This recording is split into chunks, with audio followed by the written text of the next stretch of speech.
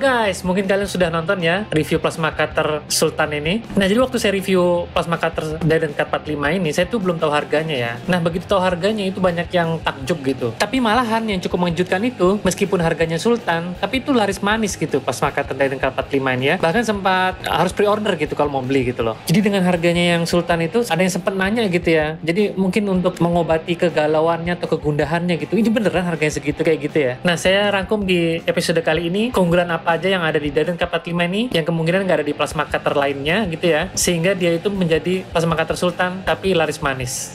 Nah, yang pertama itu ya karena Diden garansinya panjang, service centernya banyak di kota-kota besar gitu ya. Nah, yang kedua itu sumber listriknya cukup satu phase saja, jadi bisa kita lihat stekernya itu cuma ada phase sama netral gitu ya, sama ground gitu kan. Ya kalau cuma satu phase saja apa spesialnya? Sabar guys, kita lanjut aja dulu. Itu mesinnya cukup compact gitu ya, jadi tuh tingginya sekitar 30-an ya, 30-an cm, terus lebarnya itu sekitar 18, terus panjangnya itu cuma sekitar 45-an lah, 45 cm lah, dan terakhir beratnya itu sekitar 9,6 kilo gitu ya. Nah, listriknya cuma satu phase, ukurannya compact, beratnya juga nggak seberapa, tapi kapasitas potongnya itu mantap guys. Jadi saya udah pernah tes potong itu sampai besi itu sampai dengan 2 cm itu ya.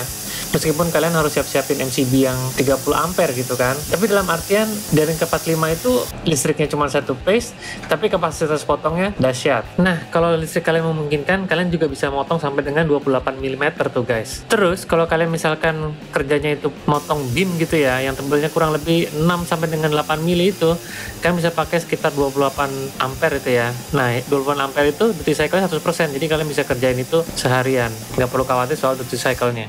Dan nggak cuma strong guys, tapi juga smart. Jadi Diden Cut 45 ini bisa mendeteksi kalau ada yang nggak beres gitu ya. Misalkan belum pasang torchnya gitu ya, atau anginnya habis nih, jadi pas pengoperasian anginnya habis gitu ya. Kalau nggak ada fitur kayak gitu kan, ya mungkin say bye-bye aja sama nozzle sama elektrotnya gitu ya. Jadi fitur itu membantu banget tuh. Nah, selanjutnya itu salah satu fitur favorit saya nih guys. Jadi Diden Cut 45 itu udah pakai pilot arc gitu ya. Nah, pilot arc-nya bukan sembarang pilot arc nih, tapi dengan sistem blowback gitu ya. Jadi kalau kita lihat elektrotnya di torchnya itu ada kayak sistem pegas gitu ya. Itu istilahnya blowback. Nah, blowback ini karena nggak pakai high frequency guys, asiknya itu.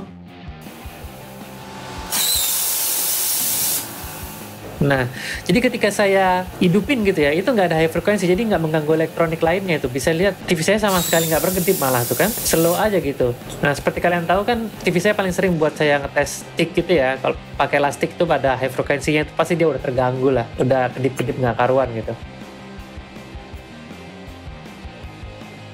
Padahal sumber listriknya yang saya buat ngetes ini juga jadi satu sama sumber listrik dari TV itu. Nah, artinya kalau misalkan kalian pengen bikin atau modif jadi CNC plasma cutter gitu ya, kita bisa pakai controller yang unyu-unyu gitu lah, karena nggak bakal mengganggu elektronik lah gitu kira-kira. Ya saya sih nungguin torch tipe yang straight itu, yang lurus itu buat plasma cut ya kan. Nggak tahu kapan ngeluarin Didennya nih. Nah, ketika mau motong plat bolong-bolong seperti ini, itu pilot arc-nya tetap responsif gitu ya. Jadi kalau nggak kena logamnya dia kan pasti akan mati otomatis gitu ya. Nah, tapi kalau kita tekan lagi gitu ya, pulse flow-nya itu akan berhenti secara sepersekian detik, terus kemudian hidup lagi pilot arc-nya. Jadi pilot arc-nya itu cukup responsif.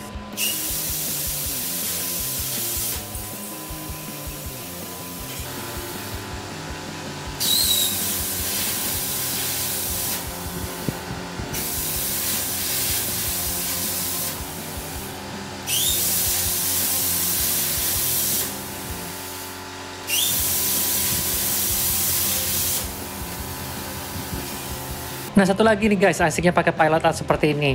Jadi ini plat ini ada kerak airnya gitu ya. Nah, kerak ini kan sama sekali bukan konduktor nih. Jadi kalau kita pakai plasma cutter yang harus kontak itu, ini plat kayak gini nggak bisa. Kita harus bersihin dulu kan. Nah, dengan pilot arc seperti ini, kita cukup bersihin pada bagian groundnya aja gitu, clamping groundnya aja. Kalau motongnya udah nggak perlu, hajar aja. Kita coba mulai dari tengah ya. Jadi supaya lelehan platnya itu nggak kena ke nozzle-nya, itu agak dimiringin sedikit gitu ya. Nanti kalau sudah bolong baru kita posisinya 90 derajat ya kan.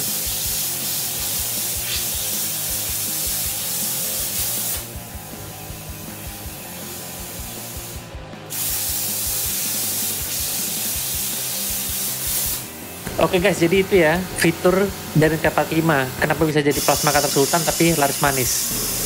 Mungkin ada fitur lainnya, cuman nanti saya bahas mungkin di video lainnya ya. Jadi mudah-mudahan yang masih gundah gulana dan masih mencari justifikasi kok bisa harganya segitu, mudah-mudahan terjawab sudah ya. Terima kasih nonton ya guys, jangan lupa like dan subscribe, sampai jumpa di video yang akan datang.